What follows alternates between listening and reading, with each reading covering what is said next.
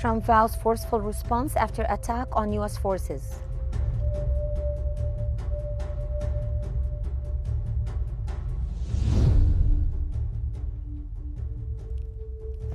Iran warns countries backing the United States of retaliation.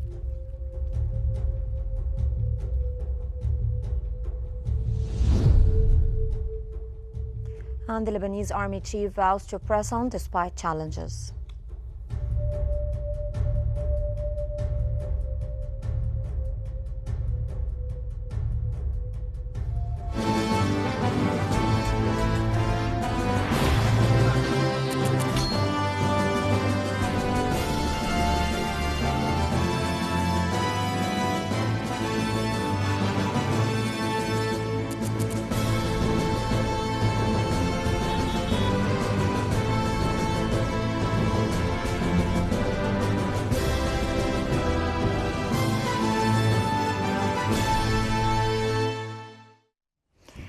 Egypt's cabinet said that preliminary investigations found that a drone caused the fire involving two vessels at Damietta port. In a statement, the cabinet said that no party has claimed responsibility for the incident.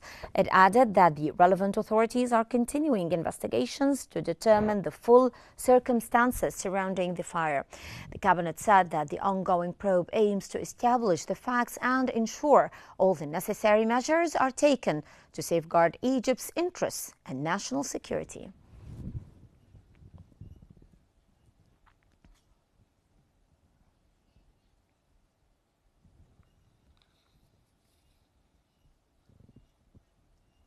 Meanwhile, Egypt's Damietta Port Authority said that operations continue as normal despite the recent incident involving two vessels. The authority said that all terminals and berths remain fully operational, with vessels arriving and departing on schedule and cargo handling continuing at planned rates. It added that marine and logistics services are being provided around the clock to meet the needs of shipping lines and port users. According to the authority, cargo movement remains stable across all sectors, with operations proceeding smoothly and productivity targets being maintained.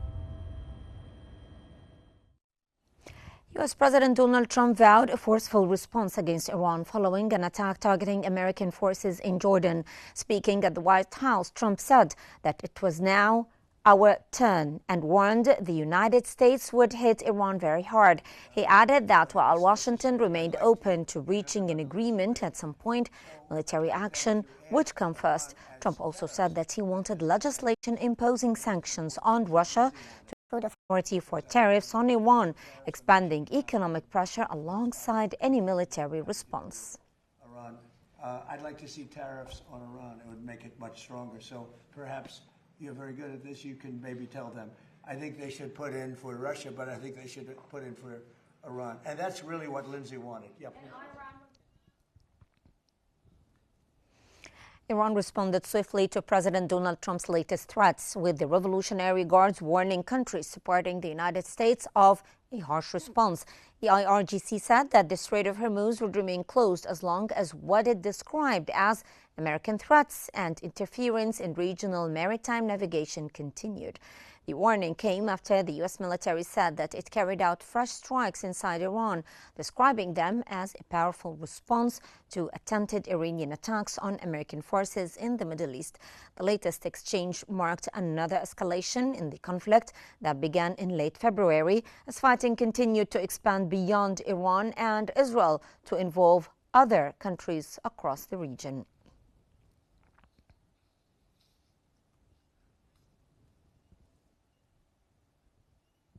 Meanwhile, the U.S. military said that it carried out fresh strikes inside Iran, describing them as a direct response to attempted Iranian attacks on American forces in the Middle East.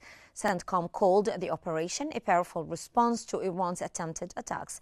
The Revolutionary Guard said that Iranian aerospace forces had launched strikes towards a U.S. airbase and a central command facility in Jordan, describing the operation as retaliation for what it called American aggression. Iranian media later reported explosions in Bandar Abbas, Kish Island and Qishm Island, saying that the blasts may have been linked to Iranian air defense activity, although the exact cause remained under investigation.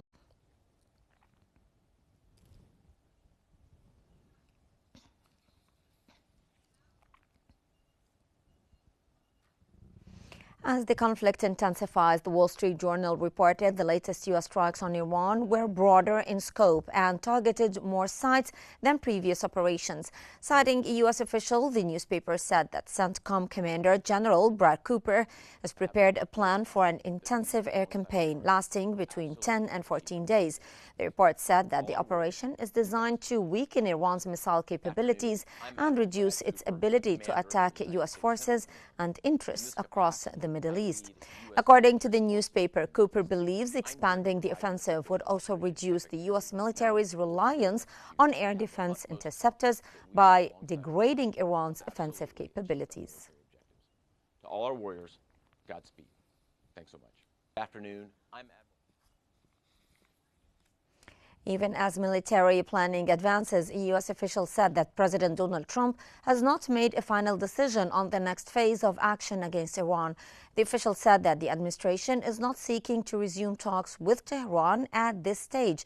According to the official, Trump is weighing two options: a broad air campaign against Iran or a more limited strike that would leave the door open for future negotiations. The remarks suggest Washington is continuing to balance military pressure with the possibility of a diplomatic track despite escalating tensions.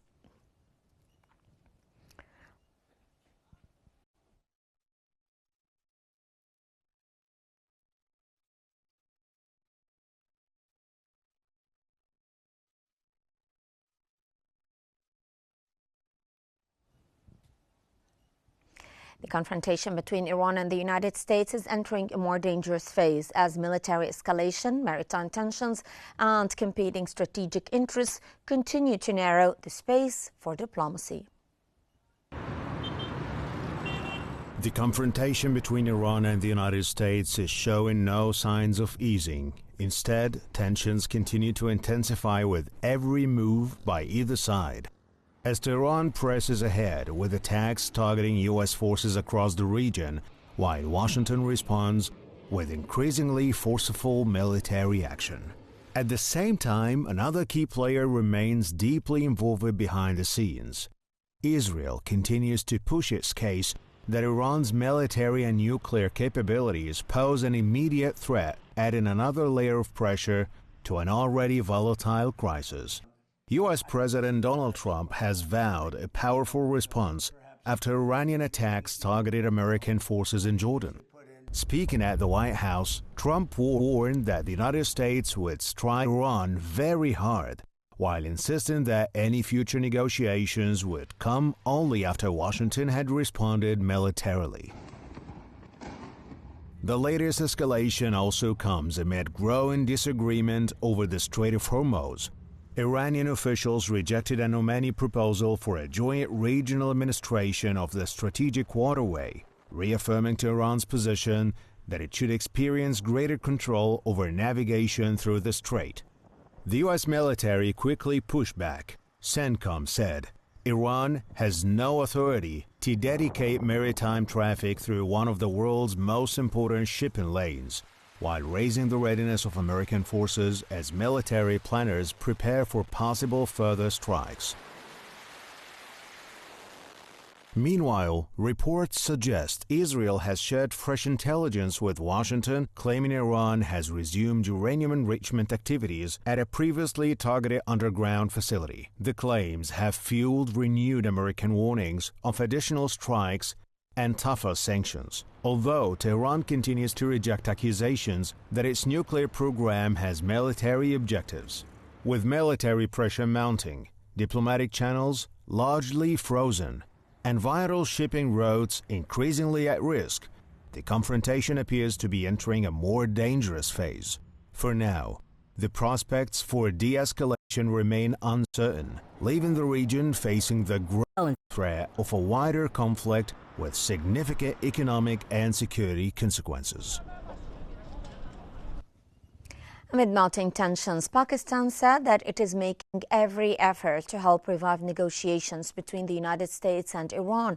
Pakistan's foreign ministry said that discussions between Washington and Tehran remain ongoing over the situation in the Strait of Hormuz and broader efforts to reduce regional tensions. It added that Islamabad continues to encourage both sides to exercise restraint and remain committed to dialogue. The ministry also urged the United States and Iran to implement the existing Memorandum of Understanding as a path towards de-escalation. And as well to de-escalate. We are doing utmost to bring the parties back.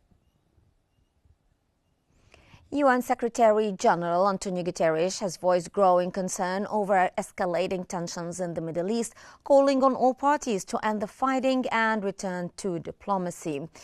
Deputy UN spokesperson Farhan Haq said that Guterres warned the conflict risks widening further unless negotiations resume. Haq said that the Secretary-General remains concerned by renewed fighting and the continued escalation across the region. He also urged all sides to support diplomatic efforts, highlighting mediation initiatives led by Pakistan, Qatar and other regional parties.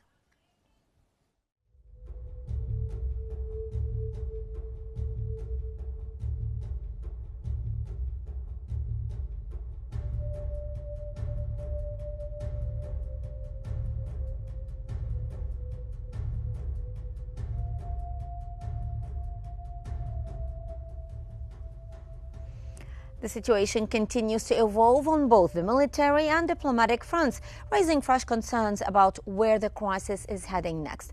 For further analysis, let's head over to my colleague Salma Al-Fiqi in the newsroom. Over to you, Salma. Thank you, Hayla. And joining us now from Cairo is the international relations expert, Mr. Mohammed Osman, to help us unpack the latest developments in the Iran file. Welcome, sir, to Qnews, and thank you so much for joining us here today. Always a pleasure. Thank you. Let me just ask you, President Trump has threatened a strong response, while Iran has warned countries supporting the United States. How close do you believe the two sides are to a wider direct confrontation? Unfortunately, Salma, we are in the midst of a confrontation between the United States and Iran. The war never ended, even after the ceasefire was enacted, even after this so-called Memorandum of Understanding was promulgated between both Washington and Tehran. The state of war between both sides never ended, let alone after the negotiations basically ran into a roadblock, and now we have returned into another phase of escalation, albeit it is limited with certain rules of engagement that both sides are very careful to keep on observing and upholding, yet it is a very dangerous game. It seems that we have reached a point, Salma, where both sides have reached a deadlock. Both sides seek to achieve the results or the outcomes of a victory without actually paying the price through military action. They want to achieve through negotiations what they could not achieve through open war. However, and of course, predictably, this whole arrangement did not work out and the negotiations stumbled. And the end result is that now both sides are resorting to military measures, even if they are measured and very well calculated, at least so they believe. They are still kinetic, violent actions that could lead to undesired consequences. And we're seeing that transpire on the ground now. Both are betting on military pressure in order to enhance their negotiating position. Yet the end result is the negotiations are stagnant, and now the regional scope of the conflict is expanding. Mr. Osman, Pakistan says it is working to revive the U.S.-Iran negotiations. If you can tell us how significant is Islamabad's role, and does it have the leverage to help bring both sides back to the table, do you think?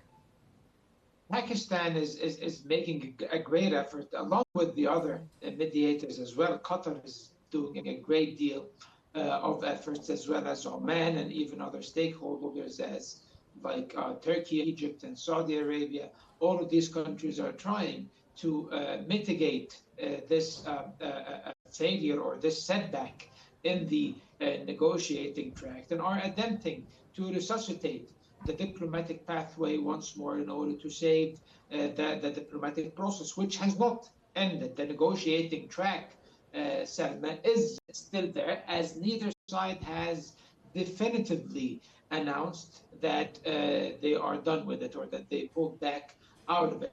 And this is an encouraging sign indeed. And Pakistan is making a great effort in order to restore calm, push for de-escalation, and bring both sides back to the negotiating table. And even the exchange of messages between the United States and Iran did not stop through the mediators, even in the midst of this escalation. However, the problem, Salma, if both of them theoretically returned to the negotiating table with the same negotiating positions and the same maximalist demands, then we will go back to square one and we will end up where we are right now. And that's why I'm afraid we will keep going back and forth between rounds of limited escalation and rounds of pointless negotiations, fruitless negotiations, and this cycle will keep repeating itself until at a certain point things break down into an all-out war that nobody wants. However, it is inevitable if we remain on this course of action, Salma. Yeah.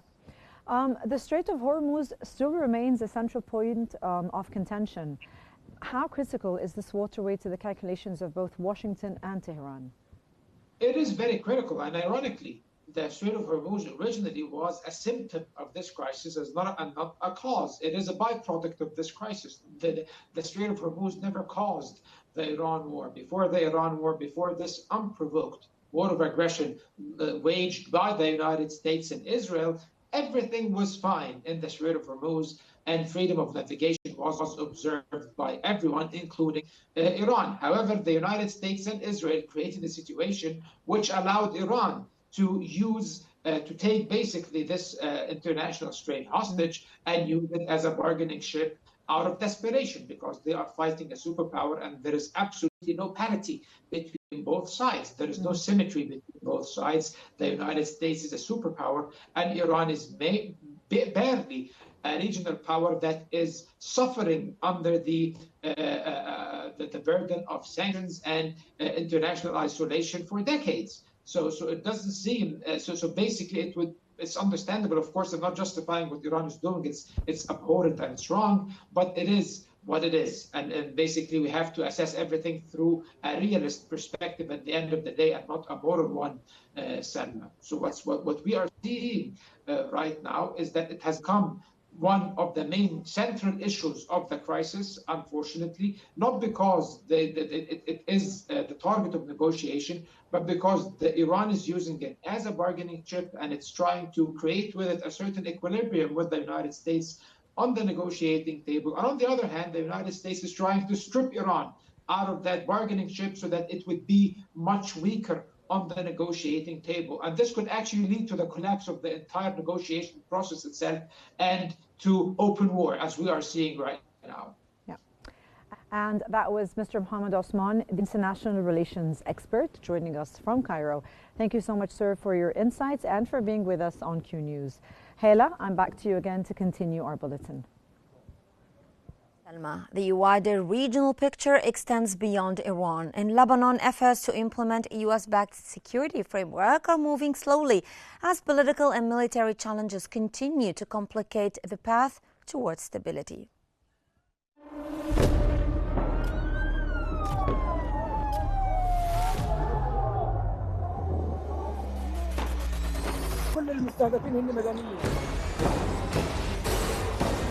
وضع شيء مرعب، شيء بخوف.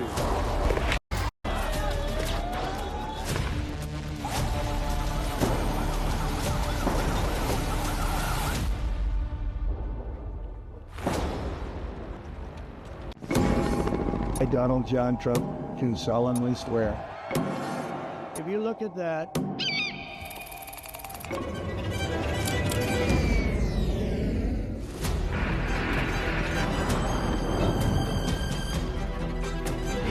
or we're out.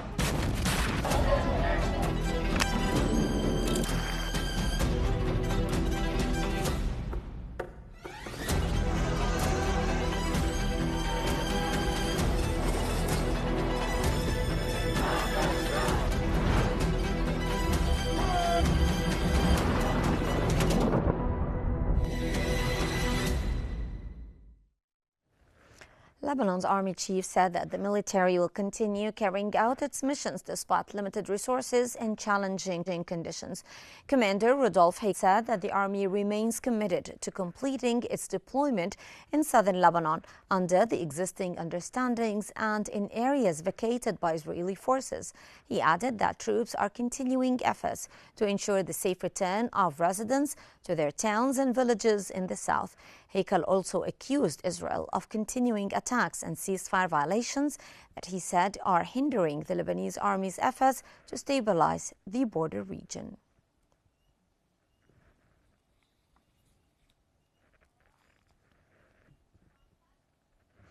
Meanwhile, Israel is weighing its response after accusing Hezbollah of launching an explosive drone at an Israeli military engineering vehicle in southern Lebanon. Israel's public broadcaster said that the military has prepared response options for the country's political leadership. An Israeli official said that Israel has the right to respond under the agreement reached with the Lebanese government following the drone attack. Officials did not specify the nature or timing of any response, and it remains unclear whether the political leadership has approved military action.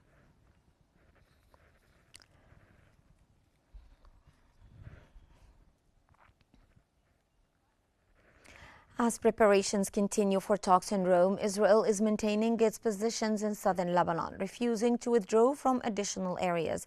Israeli forces remain stationed at their current positions in the south, despite diplomatic efforts aimed at advancing negotiations. Lebanon has rejected Israel's position, insisting on its full sovereignty and the deployment of the Lebanese army across its territory. The dispute over military deployments is expected to remain a key issue in the upcoming Rome negotiations.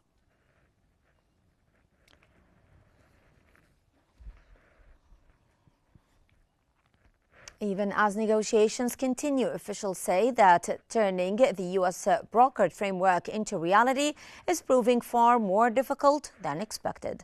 Security officials said that establishing the first pilot zone in the southern village of Zawtar al-Gharbiya took weeks of negotiations and days of military coordination. The agreement ties further Israeli withdrawals to the verified disarmament of Hezbollah, which has continued to reject giving up its weapons. Officials involved in the process now expect it could take more than a year to complete the plan, underscoring the political and operational challenges facing the negotiations.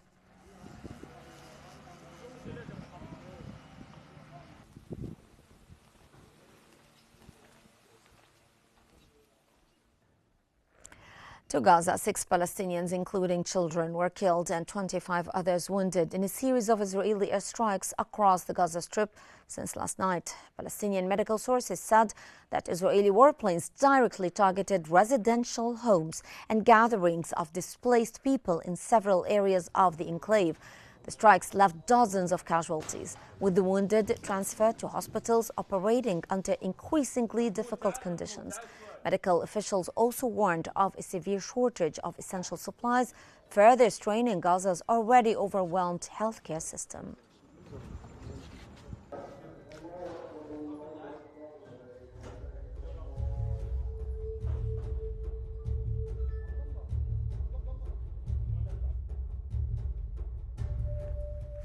Well, that's the end of our news bulletin for this hour. But before we go, here's a quick recap of the top stories making headlines this hour.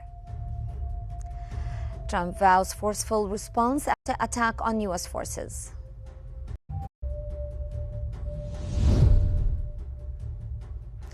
Iran warns countries backing the United States of retaliation.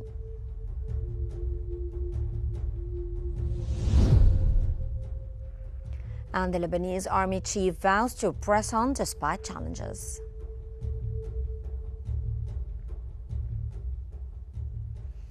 Well, this concludes this hour's Q News Bulletin. As the day's developments continue to unfold, our coverage also continues. Stay with us here on Q News. I'm Helal Hamalawi. Thank you so much for watching.